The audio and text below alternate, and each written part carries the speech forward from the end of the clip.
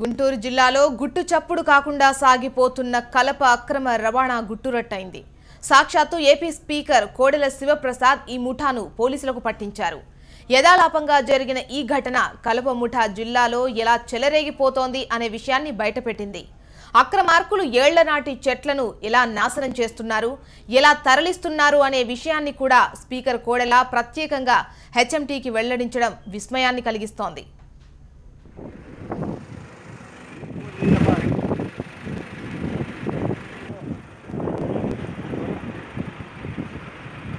పగలే రోడ్లపై చెట్లు కొడుతున్న కలప దొంగల ముఠాని స్పీకర్ కోడెల శివప్రసాద్ పోలీసులకు అప్పగించారు. గుంటూరు నుంచి నరసరావుపేట వెళ్తున్న కోడెల ఫిరంగిపురం సమీపంలో రోడ్డు పక్కన భారీ వృక్షాలని కొంతమంది కొట్టడం గమనించారు. దశాబ్దాలుగా ఉన్న వృక్షాలను ఎందుకు తొలగిస్తున్నారని స్పీకర్ ప్రశ్నించారు. ముందుగా ఎవరో స్థానికులే ఆ పని చేస్తున్నారని వారిని అడ్డుకునే ప్రయత్నం చేశారు. చెట్లను నరకవద్దంటూ సూచించారు.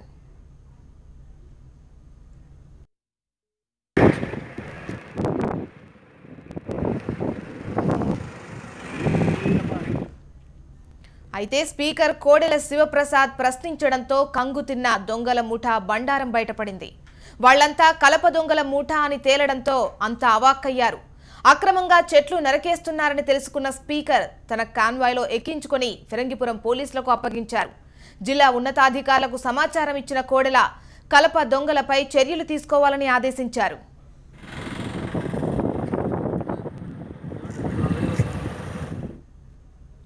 కలప దొంగలను పట్టించడంపై స్పీకర్ కోడెల హెచ్ఎంటీవీతో మాట్లాడారు.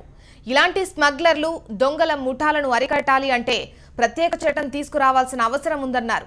స్థానికంగా ఉండే అధికారులు సైతం కలప దొంగలకు సహకరిస్తున్నారని ఆవేదన వ్యక్తం చేశారు. దొంగలకు సహకరించే అధికారులపైన చర్యలు తీసుకుంటామన్నారు. కొన్నేళ్లుగా తన దృష్టికి వస్తున్న సమస్యకు ఇవాళ పరిష్కారం దొరకడం సంతోషంగా ఉందన్నారు.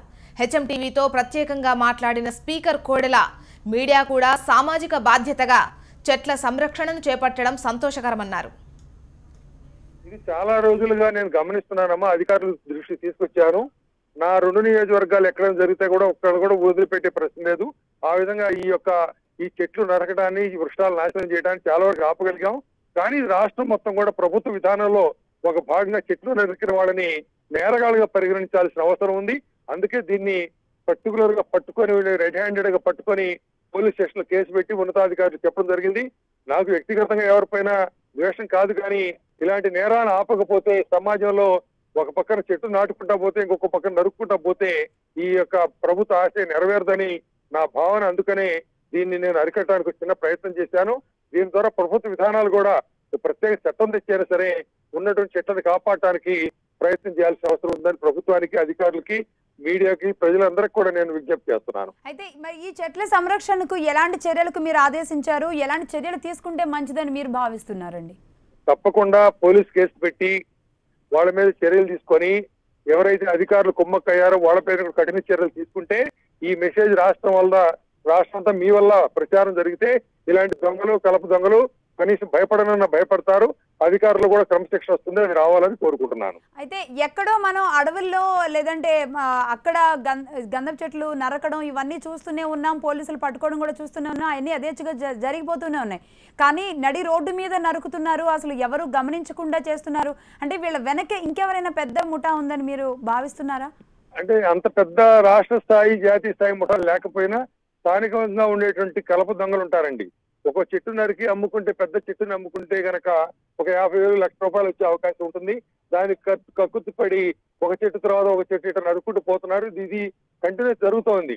అధికారుల దృష్టి రాక, ప్రభుత్వ విధానంలో లేక ఇవన్నీ కూడా జరుగుతున్నాయి. కాబట్టి ప్రభుత్వ దృష్టి ప్రత్యేకంగా తీసుకురావాలని చిన్న ప్రయత్నం చేశాను. ఇది విస్తృతంగా ప్రభుత్వం కూడా చర్యలు తీసుకోవాలి, అధికారులు చర్యలు తీసుకోవాలి. ఈ ప్రచారాన్ని మీడియా ముఖ్యంగా ఈ రోజున పచ్చదనాలు, చెట్లు నాటడం అనేది ఒక కార్యక్రమంగా సామాజిక బాధ్యతగా తీసుకున్నారు. మీరు కూడా దీన్ని ప్రచారం చేసినట్టయితే చాలా వరకు అరికట్టబడుతుందని చెప్పి నేను భావిస్తున్నాను. ఖచ్చితంగా కోడెల శివప్రసాద్ గారు ఆ దొంగలు పట్టించినందుకు, ఫోన్ లైన్లోకి వచ్చినందుకు థ్యాంక్ యూ వెరీ మచ్ అండి. Thank you.